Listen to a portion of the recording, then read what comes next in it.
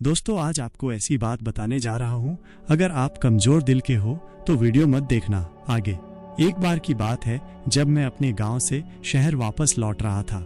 रात का वक्त था और बस से उतरने के बाद मुझे अपने कमरे तक पहुंचने के लिए करीब 2 किलोमीटर पैदल चलना था। रास्ता सुनसान था और चारों ओर घना अंधेरा। सिर्फ स्ट्रीट लाइट्स की हल्की हल्की रोशनी थी जो बीच बीच में झपक रही थी। चलते चलते मैंने महसूस किया कि किसी के कदमों की आवाज मेरे पीछे आ रही है। पहले तो मैंने इसे नजरअंदाज किया, लेकिन जैसे जैसे मैं आगे बढ़ा वो आवाज और करीब आती गई। मैंने पलट कर देखा, लेकिन वहां कोई नहीं था। मेरे दिल की धड़कन तेज हो गई। मैंने सोचा शायद ये मेरा वहम है, लेकिन तभी मुझे अपने कंधे पर हल्की सी सरसराहट महसूस हुई। मैंने तेजी से पलट कर देखा, लेकिन पीछे कुछ नहीं था। मैंने अपने कदम तेज कर दिए। रास्ते में एक पुराना पेड़ था जिसकी डालियां नीचे झुकी हुई थीं। जब मैं उसके पास से गुजर रहा था तो ऐसा लगा जैसे कोई उस पेड़ के पीछे से झांक रहा हो। उस पल मेरे पैरों में जैसे जान ही नहीं बची। मैंने हिम्मत जुटाई और तेजी से उस जगह से निकलने की कोशिश की, लेकिन अचानक मेरे कानों में किसी के फुसफुसाने की आवाज आई। उस फुसफुसाहट ने मेरी रगों में जैसे बर्फ जमा दी। मेरे पैर रुक गए, लेकिन मेरे दिमाग ने मुझे आगे बढ़ने के लिए मजबूर किया। मैंने खुद से कहा, यह सब मेरा वहम है, बस रास्ता खत्म होने दो, सब ठीक हो जाएगा। लेकिन भीतर से कोई आवाज लगातार कह रही थी, कुछ गड़बड़ है।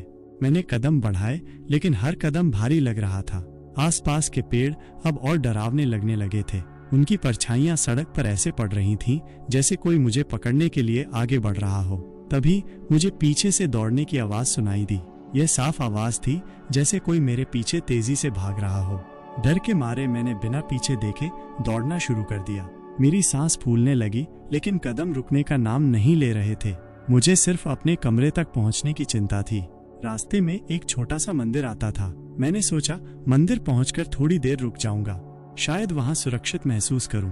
जब मंदिर के करीब पहुंचा तो देखा कि मंदिर का दरवाजा खुला था, लेकिन अंदर एक अजीब सी शांति थी। ऐसा लगा जैसे समय थम गया हो। मैंने हिम्मत करके मंदिर के भीतर झांका, लेकिन वहां कोई नहीं था। बस एक दिया जल रहा था जिसकी लौ रह रहकर कांप रही थी। मैंने राहत की सांस ली और सोचा कुछ पल यहाँ रुककर आगे बढ़ूंगा। जैसे ही मैंने मंदिर की सीढ़ी पर कदम रखा, अचानक हवा का एक तेज झोंका आया और दिया बुझ गया। उसी पल मुझे पीछे से किसी के ठहाके की आवाज सुनाई दी। ये ठहाका इतना गहरा और डरावना था कि मैं तुरंत मंदिर से पीछे हट गया। मैंने तेजी से भागना शुरू किया। अब मुझे साफ महसूस हो रहा था कि कोई मेरी हर हरकत पर नजर रख रहा है। मेरे शरीर में इतनी हिम्मत नहीं थी कि मैं पीछे देख सकूं। रास्ता खत्म होने का नाम ही नहीं ले रहा था। आखिरकार मेरी बिल्डिंग की लाइट्स दूर से दिखाई दी। मैं अपनी पूरी ताकत लगाकर दौड़ा और अपने फ्लैट तक पहुंचा। जैसे ही मैंने दरवाजा खोला और भीतर कदम रखा, मेरे पूरे शरीर से पसीना बह रहा था। मैंने दरवाजा बंद किया और चैन की सांस लेने ही वाला था कि पीछे से वही फुसफुसाती आवाज आई। मैंने कहा था, वापस मत देखना। वो आवाज सुनते ही मेरी पूरी दुनिया जैसे थम गई। मेरा दिमाग सुन्न हो गया और हाथ पैर कांपने लगे। मैंने अपने पीछे मुड़ने की हिम्मत नहीं की, लेकिन ऐसा महसूस हुआ जैसे कोई मेरी पीठ के बहुत करीब खड़ा हो। उसकी सांसों की गर्माहट मेरी गर्दन पर साफ महसूस हो रही थी। मैंने सोचा अगर मैं पलटा तो शायद ये आखिरी पल हो सकता है। मगर तभी मेरे कमरे की लाइट अपने आप बंद हो गई। पूरे कमरे में घना अंधेरा फैल गया। मैंने दीवार पकड़कर स्विच तक पहुंचने की कोशिश की, लेकिन तभी किसी ने मेरा हाथ पकड़ लिया। उस छुअन ने मेरी रूह को जैसे चीर दिया। वो हाथ ठंडा था, इतना ठंडा कि ऐसा लगा जैसे मैंने बर्फ को छू लिया हो। मैं जोर से चिल्लाने वाला था, लेकिन मेरी आवाज गले में ही अटक गई। फिर वही फुसफुसाती आवाज कानों में गूंजी, तुमने पलटकर क्यों नहीं देखा? अब मेरी हिम्मत जवाब दे चुकी थी। मैंने जोर से हाथ झटका और भागते हुए कमरे के दूसरे कोने में पहुंच गया। मैंने किसी तरह अपने फोन की फ्लैश लाइट ऑन की और चारों ओर देखने लगा। कमरे में कोई नहीं था। यह सब मेरा वहम है, मैंने खुद को दिलासा देने की कोशिश की। मैंने तुरंत खिड़की खोली ताकि ताजी हवा अंदर आ सके, लेकिन जैसे ही खिड़की खोली मुझे बाहर वही पेड़ दिखा जिसके पास से मैं गुजरा था। उस पेड़ के नीचे कोई खड़ा था। मैंने ध्यान से देखा, वो एक परछाई थी जिसकी आंखें लाल चमक रही थी। अब मुझे यकीन हो गया था कि ये कोई आम बात नहीं है। वो परछाई धीरे धीरे मेरी खिड़की की तरफ बढ़ने लगी। मेरे पास अब सिर्फ एक ही रास्ता था। मैंने झट से खिड़की बंद की और दरवाजे पर जाकर कुंडी चेक की, लेकिन तभी खिड़की पर किसी ने जोर से दस्तक दी। धक धक धक। ये दस्तक इतनी तेज थी कि ऐसा लग रहा था खिड़की टूट जाएगी। मैंने खुद को संभालते हुए आवाज लगाई, कौन है? लेकिन बाहर से कोई जवाब नहीं आया। दस्तक बंद हो गई। कुछ देर के लिए सन्नाटा छा गया। मैंने राहत की सांस ली और धीरे धीरे खिड़की के पास गया। जैसे ही मैंने पर्दा हटाया, खिड़की के कांच पर एक हाथ का निशान दिखाई दिया और तभी मेरे फोन की फ्लैश अपने आप बंद हो गई। अंधेरे में वही ठहाका गूंजा, अब तो पलटकर देख लो। उस ठहाके के बाद मेरा दिमाग सुन्न हो गया। मैं खिड़की के पास से पीछे हट गया, लेकिन मेरी नजरें उस कांच पर पड़े हाथ के निशान पर टिकी रहीं। वो निशान धीरे धीरे और गहरा होता जा रहा था, जैसे कोई उस पर और जोर से दबा रहा हो। मैंने अपनी पूरी ताकत जुटाकर खुद को संभाला और एक कोने में जाकर बैठ गया। अब मेरी सांस तेज हो रही थी और दिल ऐसे धड़क रहा था जैसे अभी बाहर निकल आएगा। मैंने अपने फोन को ऑन करने की कोशिश की, लेकिन उसकी बैटरी पूरी तरह खत्म हो चुकी थी। अचानक कमरे में रखी घड़ी की सुइयों की आवाज तेज सुनाई देने लगी। हर टिक टिक ऐसा महसूस हो रहा था जैसे किसी ने पूरे कमरे को इस आवाज से भर दिया हो। मैंने घड़ी की ओर देखा तो पाया कि घड़ी की सुइयां उल्टी दिशा में घूम रही थीं। मुझे समझ नहीं आ रहा था कि ये सब मेरे साथ क्यों हो रहा है। मैंने भगवान का नाम लेना शुरू किया और धीरे धीरे खुद को शांत करने की कोशिश की, लेकिन तभी कमरे का दरवाजा जोर से खड़कने लगा। खट खट खट। ये आवाज इतनी तेज थी कि ऐसा लग रहा था दरवाजा टूटकर गिर जाएगा। मैंने दरवाजे की ओर देखा तो वहां एक साया खड़ा हुआ था।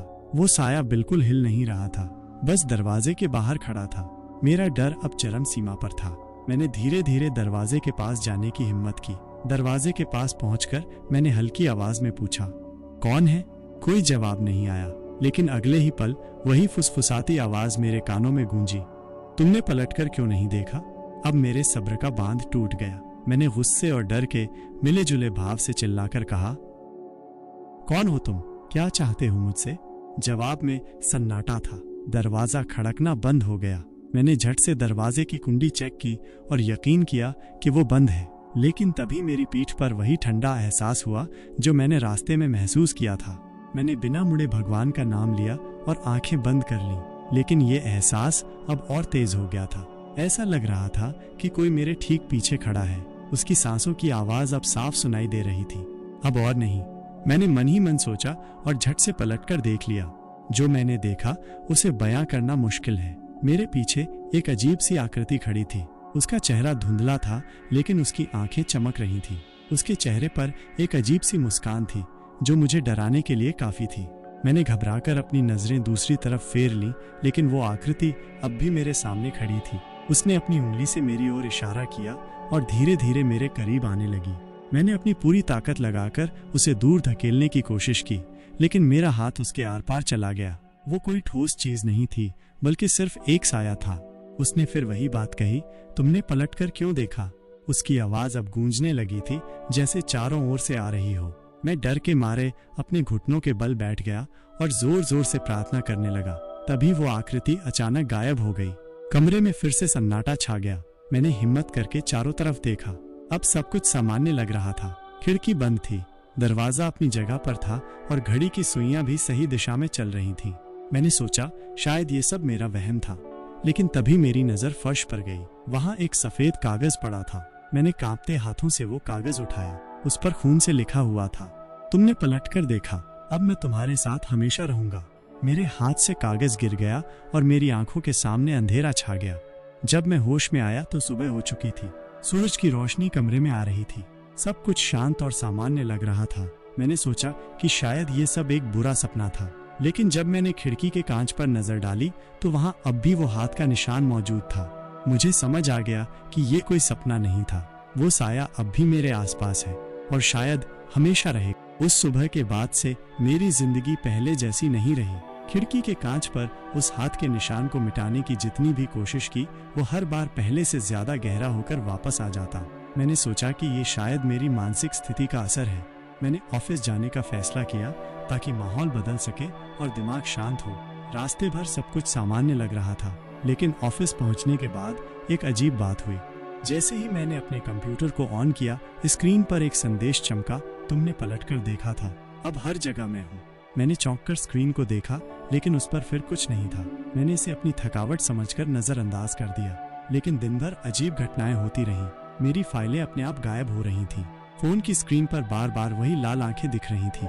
शाम को ऑफिस से घर लौटते वक्त मैंने महसूस किया कि कोई फिर से मेरा पीछा कर रहा है। सड़क पर गाड़ियों और लोगों की भीड़ थी, लेकिन मुझे साफ महसूस हुआ कि कोई मेरी हर हरकत को देख रहा है। जब मैं घर पहुंचा तो दरवाजे पर एक और कागज चिपका हुआ था। उसे खोलते ही मेरी रूह कांप गई। उस पर लिखा था, तुम घर से भाग सकते हो लेकिन मुझसे नहीं। मैंने दरवाजा खोला और तेजी से अंदर गया। अब डर ने मेरे दिल और दिमाग पर पूरी तरह कब्जा कर लिया था। मैंने अपनी एक दोस्त को फोन किया जो इन सब चीजों पर यकीन करती थी। उसने कहा, तुम्हारे साथ कोई आत्मा है जिसे शांति नहीं मिली।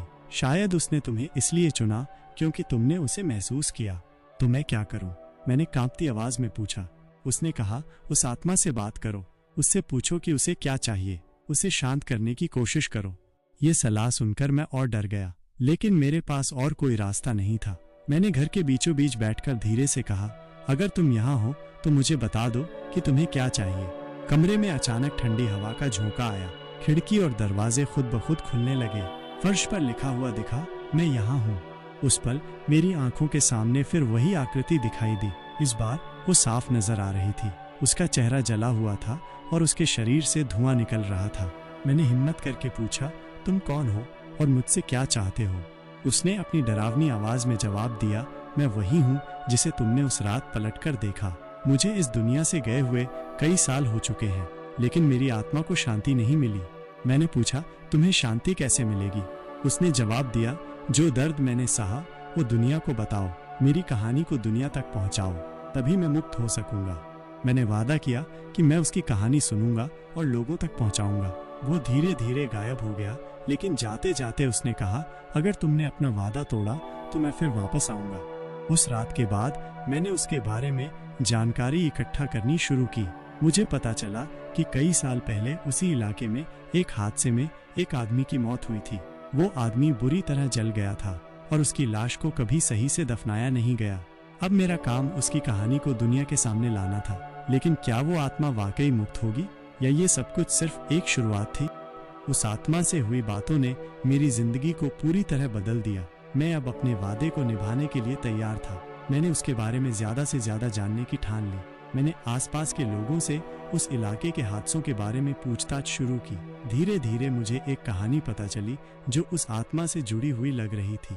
करीब 15 साल पहले उसी सड़क पर एक आदमी जिसका नाम अर्जुन था, एक हादसे का शिकार हुआ था। लोगों का कहना था कि अर्जुन एक ईमानदार इंसान था, लेकिन उसके साथ बहुत अन्याय हुआ था।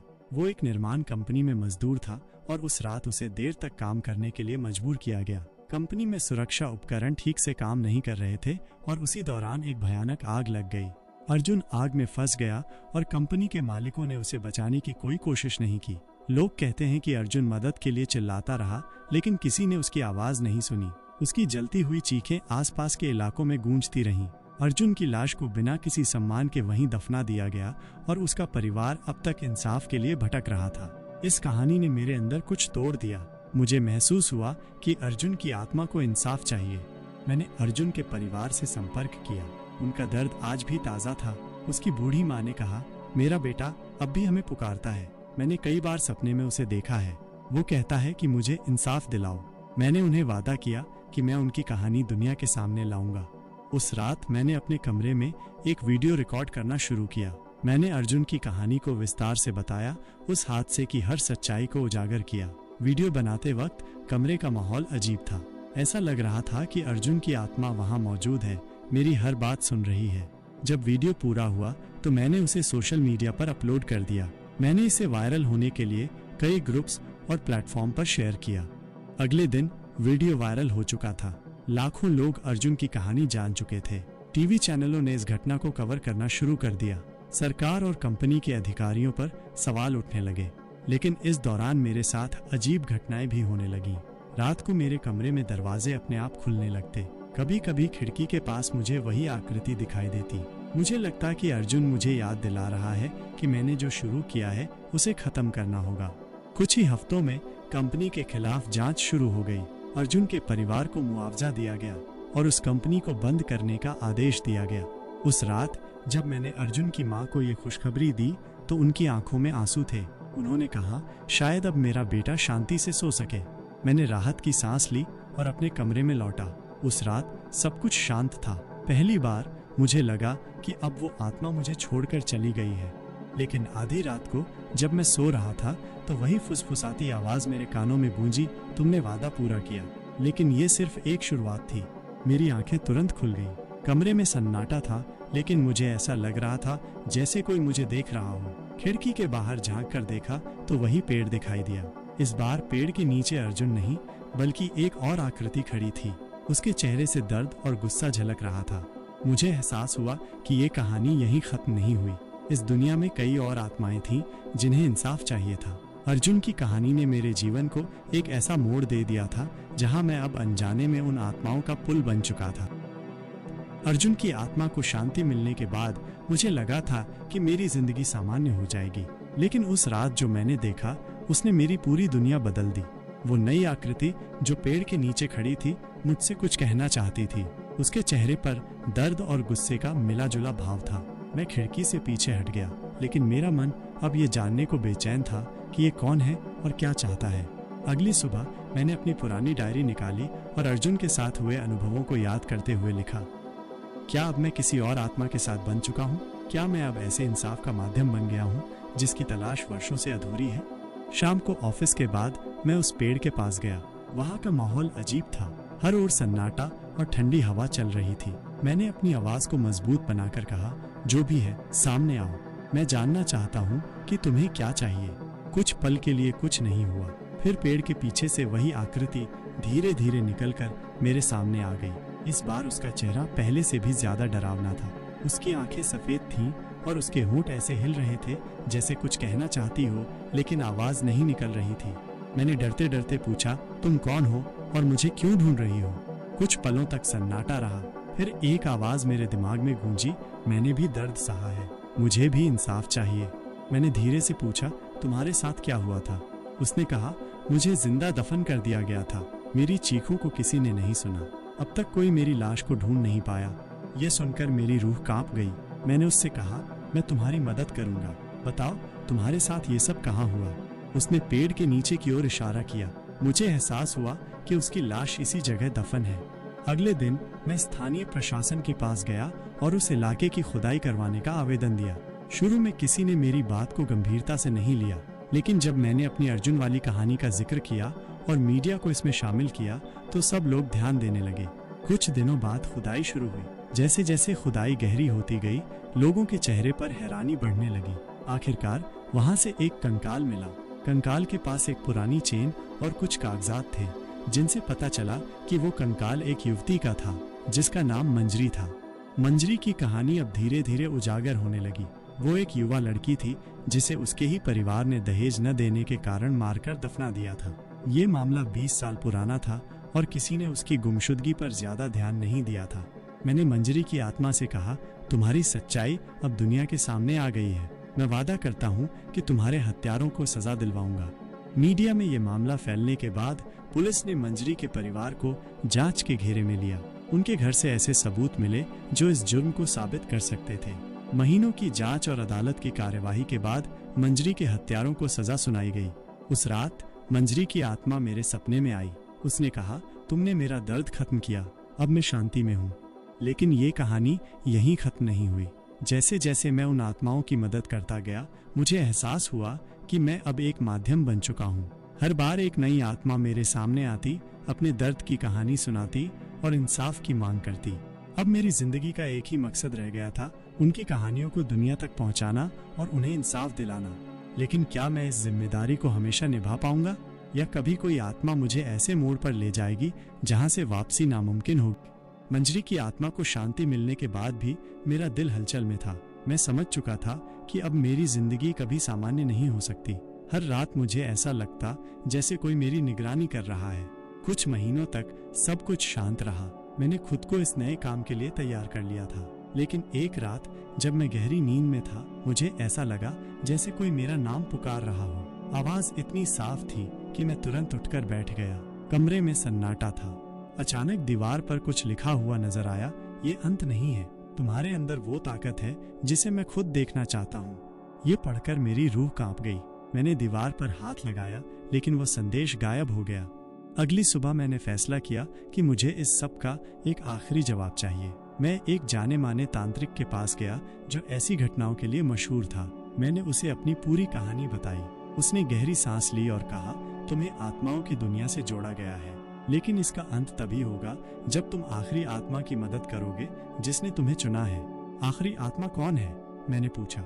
उसने मुझे एक धुंधला सा जवाब दिया, वो आत्मा तुम्हारे बहुत करीब है, लेकिन जब तुम उसका सामना करोगे तो ये सबसे बड़ा इम्तिहान होगा। उस रात मैं घर लौटा और इंतजार करने लगा। आधी रात के करीब मेरे कमरे में एक तेज हवा का झोंका आया। कमरे के बीचों बीच एक आकृति बनने लगी। इस बार वो आकृति अलग थी, अधिक डरावनी, न अधिक भूतिया। ये एक शांत चेहरे वाली महिला की आत्मा थी। मैंने उससे पूछा, तुम कौन हो? उसने धीमे स्वर में जवाब दिया, मैं वही हूँ जिसकी वजह से ये सब शुरू हुआ। मैं अर्जुन की माँ हूँ। मुझे इंसाफ नहीं मिला। अर्जुन के साथ जो हुआ उसका गम लेकर मैं मर गई, लेकिन अब तुमने उसकी आत्मा को शांति दिलाई। मेरी आत्मा को तभी शांति मिलेगी जब तुम यह वादा करो कि ऐसी घटनाओं को रोकने के लिए अपनी जिंदगी समर्पित करोगे। ये सुनकर मैं स्तब्ध रह गया। मैंने कहा, मैं वादा करता हूँ कि मैं इस दुनिया में जितनी भी गलतियाँ होती हैं उन्हें उजागर करने की कोशिश करूंगा। उसने हल्की मुस्कान दी और कहा, तुम्हारे सफर का यही अंत है। अब तुम्हें और आत्माएं परेशान नहीं करेंगी। उसके बाद से मेरी जिंदगी सामान्य हो गई। न कोई अजीब आवाजें, न कोई डरावने सपने। मैंने अपनी पूरी जिंदगी उन लोगों की मदद करने में लगा दी जिन्हें इंसाफ की जरूरत थी। लेकिन मैं कभी भूल नहीं पाया कि वो रात जब मैंने पलट कर देखा था, वही मेरी पूरी जिंदगी बदलने की शुरुआत थी। क्या आपके साथ भी कभी कोई विचित्र घटना हुई है? अगर हुई है तो कमेंट में जरूर बताएं।